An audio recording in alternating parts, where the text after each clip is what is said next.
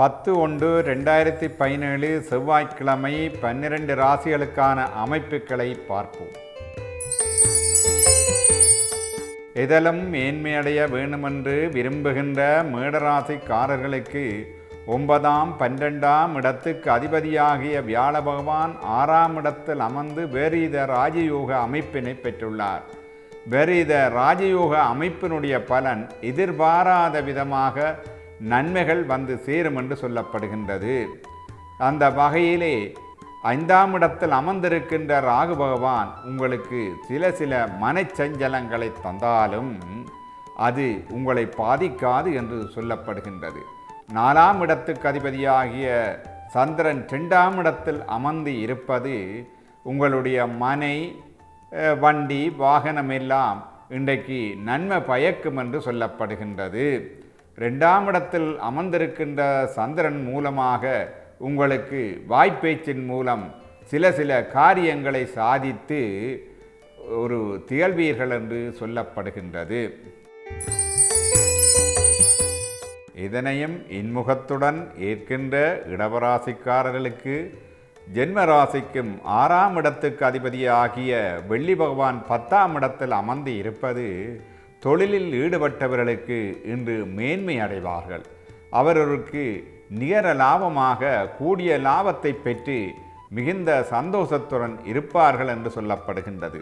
உத்தியோகத்தர்கள் மேலதிகாரிகளின் பாராட்டை பெறுவதுடன் உற்சாகமாக தமது கடமைகளை செய்வார்கள் என்று சொல்லப்படுகின்றது. இந்த வண்டி வாகனங்களில் இன்று பிரயாணத்தை தவிர்த்து கொள்வது உங்களுக்கு சாதகமாக அமையும் என்று சொல்லப்படுகின்றது. இதற்கும் இன்றைய இடவராசிக்காரர்களுக்கு ஒரு மத்தியமமான பலனை கொடுக்கக்கூடியதாக கிரக அமைப்புகள் அமைவது ஒரு சிறந்த அம்சமாகும். மிதமான போக்கும் தன்னம்பிக்கையும் கொண்ட மிதுன ராசிக்காரர்களுக்கு 2ஆம் இடத்துக்கு அதிபதியாகிய சந்திரன் 12ஆம் இடத்தில் அமர்ந்திருப்பது உங்களுடைய பேச்சுக்களை குறைத்து நிதானமாக சிந்தித்து அமைதியான முறையிலே நடப்பீர்களானால் உங்களுடைய காரியத்தை எல்லாவற்றையும் நிறைவு செய்து அதிலே மிகுந்த நன்மையை பெறுவீர்கள் என்று சொல்லப்படுகின்றது.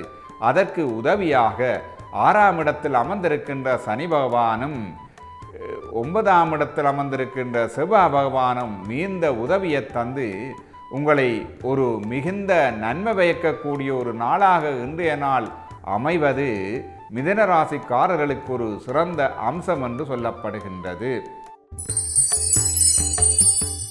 வாழ பிறந்த நாங்கள் என்று கருதுகின்ற கடகராசிக்காரர்களுக்கு 2ஆம் இடத்தில் அமர்ந்திருக்கின்ற ராகு பகவான் உங்களுக்கு சினத்தை ஏற்படுவதோடு தகாத வார்த்தை பிரயோகங்களையும் பிரயோகிக்க வைக்கும் என்று சொல்லப்படுகின்றது.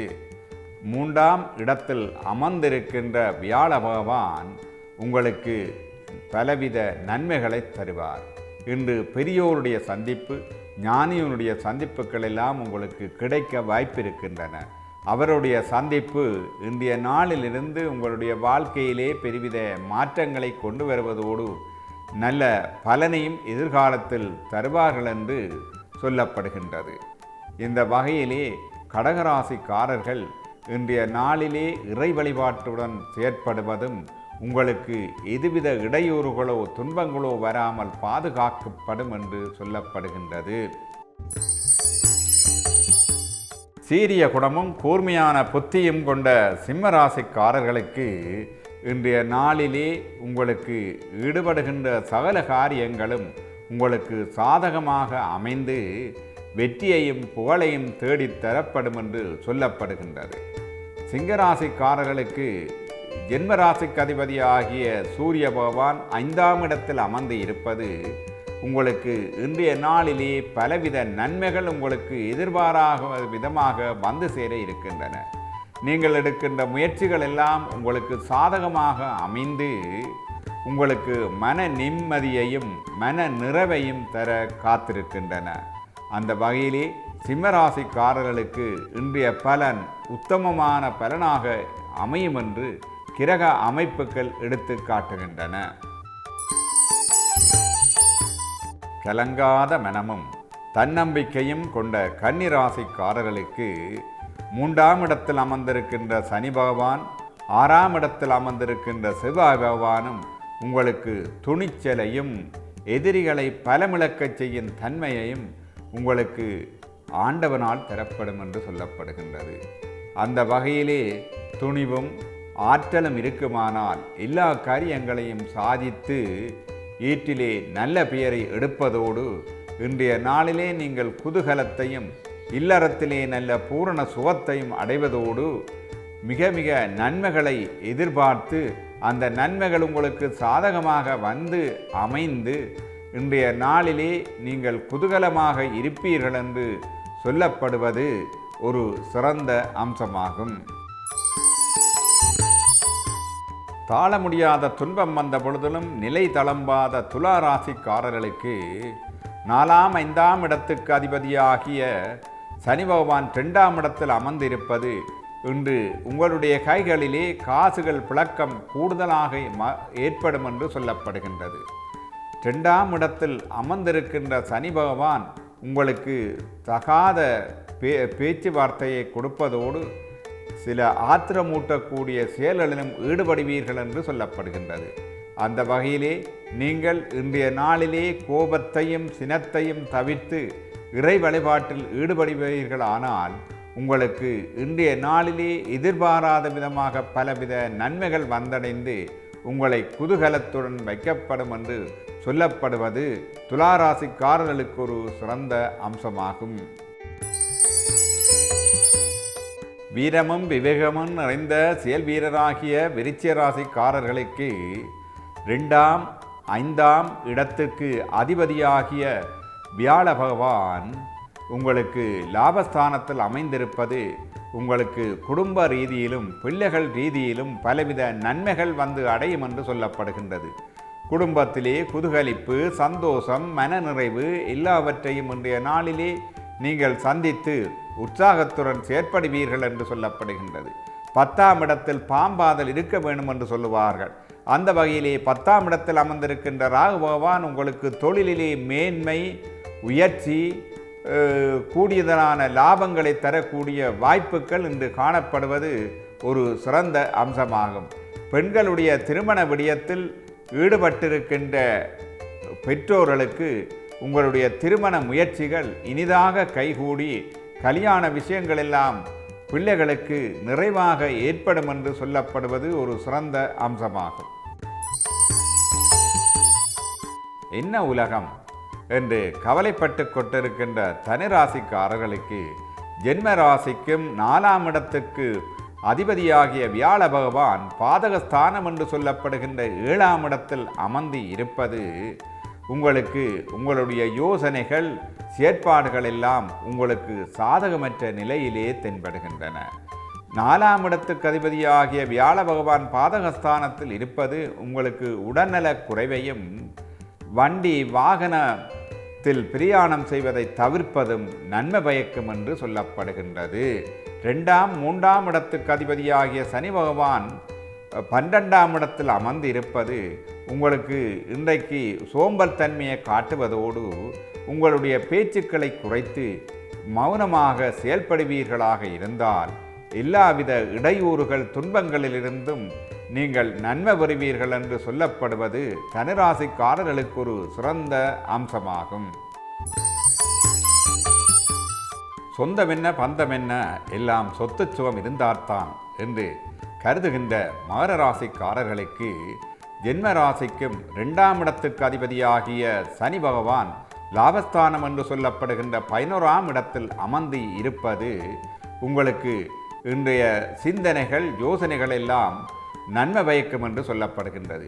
அதே வேளையில் உங்களுக்கு வாய்ச்சாதுரியமாக சில காரியங்களை சாதித்து அது உங்களுக்காக அனுகூலமாக அமைவதுடன் பெயரையும் புகழையும் தரக்கூடிய ஒரு வாய்ப்பு என்று உங்களுக்கு கிடைத்திருப்பது ஒரு சந்தோஷத்தை தருவதோடு மன அமைதி, மன உற்சாகத்தையும் தர இருக்கின்றது.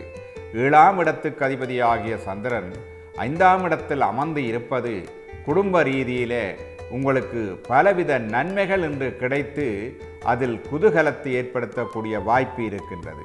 நண்பர்களுடைய வருகை அது உங்களுக்கு சாதகமாக அமைந்து அவர்கள் மூலம் இன்று பலவித நன்மைகள் வந்து அடைய இருக்கின்றன.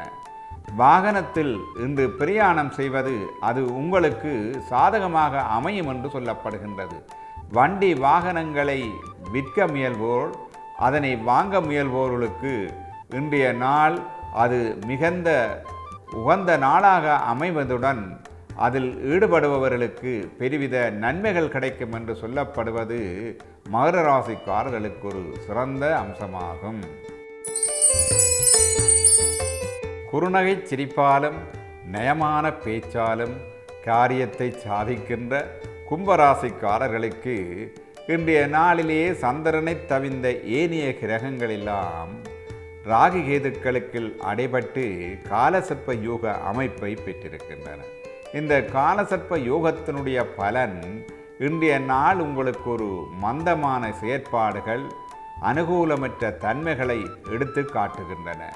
இந்த வகையிலே உங்களுக்கு 6ஆம் இடத்துக்கு அதிபதியாகிய சந்திர பகவான் உங்களுக்கு 4ஆம் இடத்தில் அமர்ந்து இருப்பது உங்களுக்கு பெண்கள் மூலமாக சில நன்மைகள் வந்தடைய இருப்பது அது உங்களுக்கு நன்மை பயக்கும் என்று சொல்லப்படுகின்றது.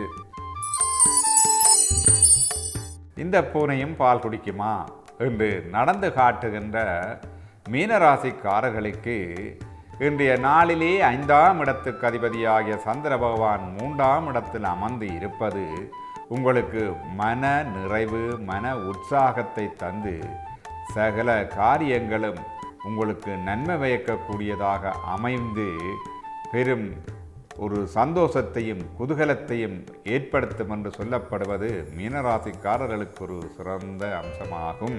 மார்கழி மாதம் திருவம்பாவை தினங்களிலே இன்று 9வது நாளாகும். இந்த சிவாலயங்களிலே இந்த 9வது நாளிலே ரதோற்சவம் நடைபெறுவது வழமை. இந்தியாவிலே சிதம்பரத்திலும், இலங்கையிலே ஈழத்து சிதம்பரம் என்று சொல்லப்படுகின்ற கார்நகர் திண்ணபுரம் சிவன் கோயிலிலும் பஞ்சரத பவனி இடம்பெறுவது ஒரு சிறந்த வரலாற்றுக்குரிய தலமாக திகழ்வதோடு பலவித யாத்திரைகளும் வந்து கூடி கூட்டமும் அடியார் கூட்டமும் நிறைந்து காணப்படுகின்ற இடமாகும். இந்த நேரத்திலே பஞ்சரத பவனிக்கு நடராஜ பெருமான் சிவகாம சவுந்தரவம்பியா அம்மையாரோடு தேருக்கு எழுந்தருளுகின்ற அந்த கண்கொள்ளா காட்சியை காண பலவித அடியவர்கள் கூடிவிடுவார்கள். குனித்த உருவமும் கொவ்வச் செவ்வாயிற் குமுன் சிரிப்பும் பனித்த சடையும் பவளம்போல் மேனியற் பால் வெண்ணீரும் இனித்த முடிய எடுத்த பொற்பாதமும் காணப்பெற்றால் மனித பிறவியும் வேண்டுவதே இந்த மாநிலத்தே என்று அந்த நடராஜமூர்த்தியினுடைய வடிவத்தை அப்பர் பெருமான் சித்தரிக்கின்றார்.